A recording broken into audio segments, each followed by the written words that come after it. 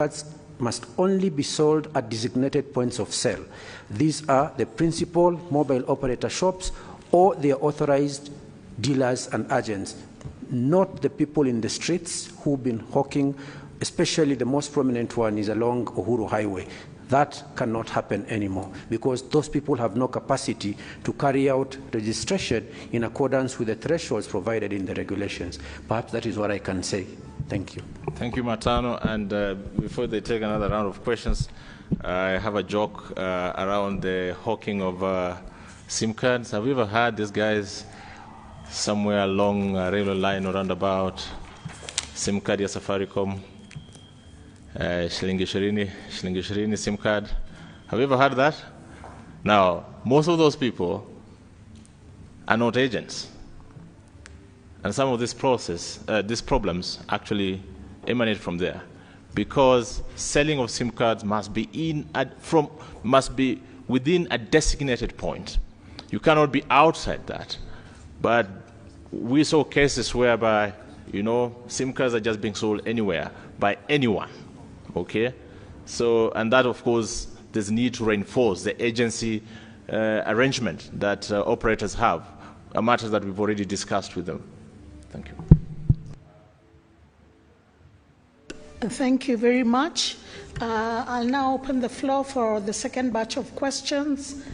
If you've asked a question, I will not pick your hand up for the time being. I'll start with the ones who have not asked a question. So let's have new faces, new hands, so that we give, yes, the lady, we give everybody a chance. Thank you. Thank you. My name is Gena Kirori from NTV. I have 3 questions. Number one, there seems to be a bit of a contradiction between what the telecommunicators are saying and the Communications Authority, so I just want some clarification. Yesterday, Mr. DG, you said that a photo is not necessary to be taken during the registration, but today the telecommunications requirement for them when they register. So what should Kenyans follow exactly?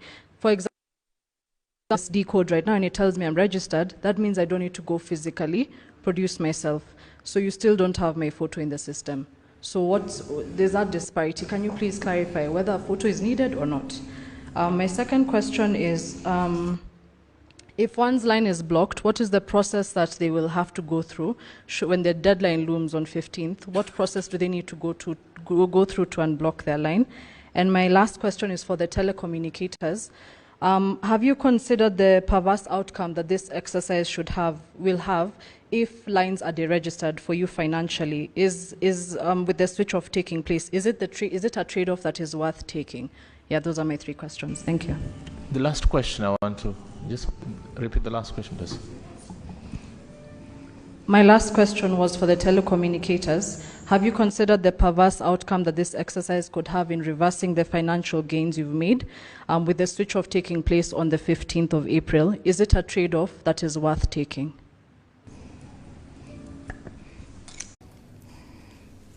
Zainab Mohammed from TV47. Just to emphasize my colleague's question, I noticed you're from where, please, Ms. TV47. Okay. Just to emphasize my colleague's question on the photo, I noticed only Safaricom has that requirement. So what happens to the old consumers?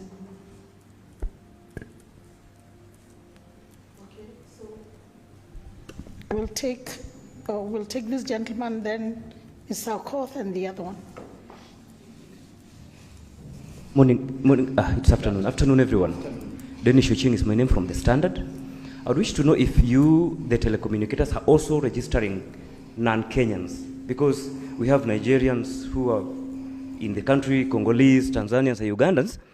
And recently, there was a handled picture that was given by Safaricom from Nakuru, where a Tanzanian beggar was being registered. Under whose ID? Are you registering non-locals in Kenya? Because there are a number of people hawking who are non-Kenyans on the streets, but if you send the money through M-Pesa, you find that it's a Kenyan name and the person is a Rwandese. So how does that happen? And then you are protecting us, those who have registered, from some people you've not mentioned, because somebody asked and that was not answered.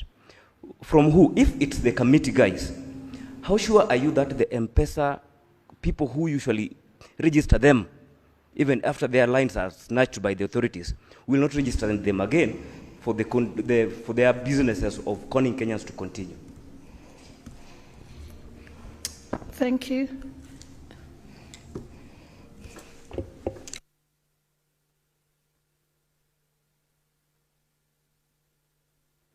Good afternoon. My name is Letina Lemoyan from K24. I have two questions, one directed to you, DG, and the other one directed to the operators. So yesterday, the Kenya Kwanza Alliance accused the whole process. They termed it unlawful, and a legal action should be taken against the same. They actually, Honorable Duale said that you, Chiloba, should not be seen just as an ordinary Director General, but as a project working for the deep state. And then my question to the operators, people die every day, every hour. What usually happens to their registered lines? Thank you. Mr. Oko.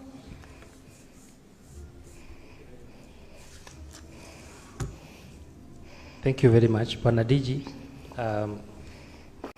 I think for us to effectively communicate this, we need this in a very summarized version because we are getting mixed signals since we sat here. The operators say they have different levels of compliance, 52% for Airtel, 65% for Safaricom. Are these people who have dialed *106 hash? Are these people who have brought their IDs and photos taken? And what does it mean? Do I sit comfortable after dialing *106 and say, okay, now I'm done? Another signal confusion coming in, that if you registered before 2015, then you have to appear physically. Is this also tied to the 15th of April deadline? Or how can we put this information as simple as possible to the person, the ordinary mwananchi? Do I come because I bought my line before 2015? Do I come because I have to provide my ID? And is this documentation requirement still tied to the 15th of April? Please, let's make this a little bit simple and clear.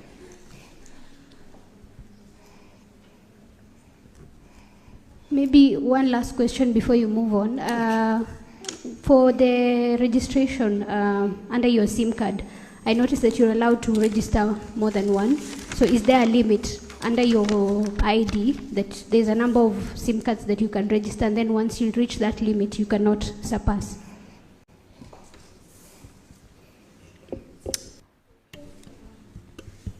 Good afternoon. Okay. My name is Winnie Atino from Taifa Leo Nation.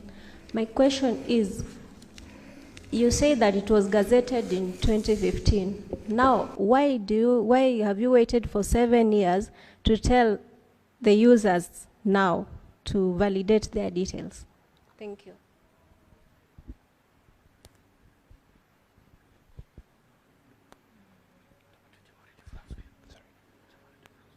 Davis here from Capital FM. I think just like my colleague has said, simplicity is very key, and for surety purposes, we are getting mixed signals.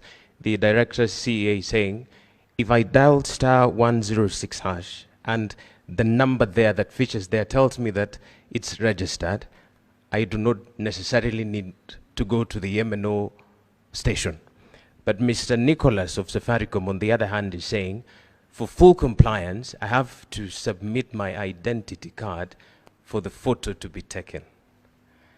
So if I'm communicating to someone in Turkana, what am I supposed to tell them? That if you dial *106 hash and that number that appears there, or those numbers that appear there, you know the numbers, and the operator tells you that the numbers have been fully registered under your ID, that you don't need to struggle with the process of queuing and submitting your identity card.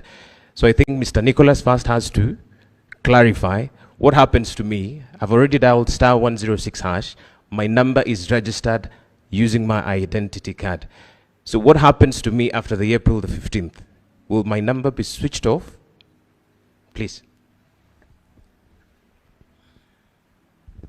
Hilary Ngati kutoka idhaa ya Kiswahili ya Radio France International. Labda swali langu ni kwa ajili ya wasikilizaji wetu wa labda kule Afrika ya Kati na Afrika Kaskazini. Ni kwa nini zoezi hili linafanyika kuelekea uchaguzi mkuu wa mwezi Agosti? Maana wengi wamekuwa wakiuliza maswali kwamba mbona halingefanyika mwaka ujao ama lingefanyika kabla na baada ya uchaguzi. Pole sija, just Naitwa Hilary Ngati kutoka idhaa ya Kiswahili ya Radio France International. Labda swali hili ni kwa ajili ya wasikilizaji wetu kutoka labda Afrika ya Kati na Kaskazini. Ni kwa nini zoezi hili la usajili ama kwa Kiingereza tunasema verification ya hizi laini za simu mbona linafanyika wakati huu kuelekea uchaguzi mkuu wa mwezi Agosti? Ni kwa nini halingefanyika kabla ya uchaguzi mkuu ama lingefanyika labda miezi kadhaa kabla ya uchaguzi mkuu wa mwezi Agosti?